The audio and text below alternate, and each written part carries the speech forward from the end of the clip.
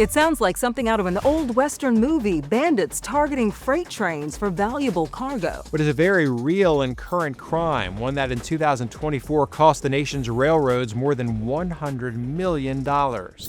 Experts say those robbing the rails are sometimes highly organized criminal operations, and the threat needs to be addressed because of a spike in cases. Reporter Kristen Crowley takes an in-depth look at how these thefts can impact American families and the solutions to keep cargo safe. I was kind of shocked. I never heard anything like that, just things that you see in the movies.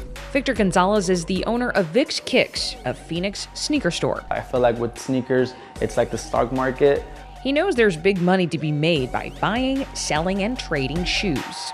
Before they come out, the unreleased sneakers are super high in demand. And that's why it appears thieves recently went after trains shipping unreleased Nikes. On the street, they can triple or double the value of what they actually retail for. In northern Arizona, there were heists that happened in back-to-back months. In December of 2024, when nearly $50,000 worth of Nikes were stolen. Then again in January of 2025, when more than $200,000 worth of shoes were snatched. In the second case, court records reveal thieves cut the air hose for the train's brake system in a rural area, forcing the train to stop and allowing the suspects to unload the shoes. That same day, law enforcement was able to track down trucks involved in the theft. They made arrests and recovered the merchandise. It's really created a market for a lot of these gang organizations. Scott Jones is a union representative for rail workers. He says long trains with miles of cars are especially vulnerable to crime. They wait till the train gets out into a more desolate, remote area where you have fewer law enforcement and people that could report any type of suspicious activity. Take a look at these images. They made headlines back in 2022. Thousands of stolen packages lining the tracks in Los Angeles. Thieves emptied cars as they sat or slowly moved through the city.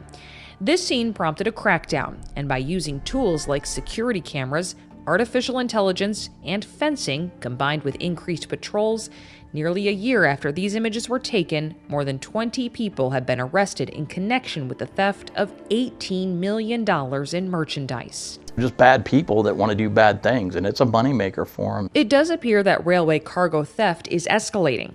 The Association of American Railroads estimates that more than 65,000 thefts occurred in 2024, representing a roughly 40% increase over the prior year. It's well planned, well orchestrated. Law enforcement officials say the heists commonly involve transnational theft groups, and that has caught lawmakers' attention.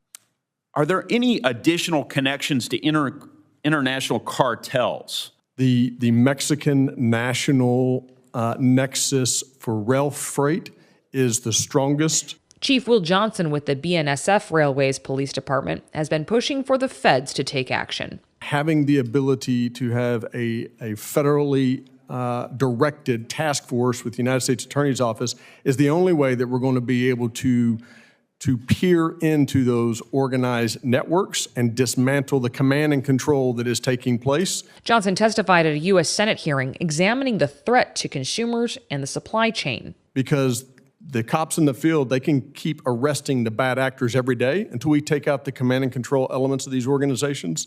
This crime threat is going to persist. These crimes may seem a little off the rail from your daily life, but as lawmakers at this hearing were quick to point out, cargo theft has surged across the country. This trouble on the tracks has reached a crossing where American consumers are being derailed.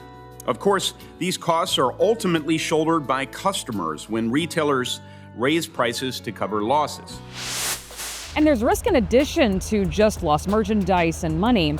Federal agents say the thieves often cut the train's air brakes so they can control when the train is stopped to steal the merchandise and the cargo.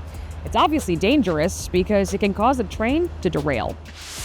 The U.S. Freight Rail Network runs coast to coast, covering almost 140,000 miles across the country. That's enough track to circle the Earth's equator more than 5 times. In recent decades, redesigns have helped to increase how much rail cars can carry. According to the Association of American Railroads, in 2023, the average freight train carried nearly 4,000 tons, up from nearly 3,000 tons in 2000.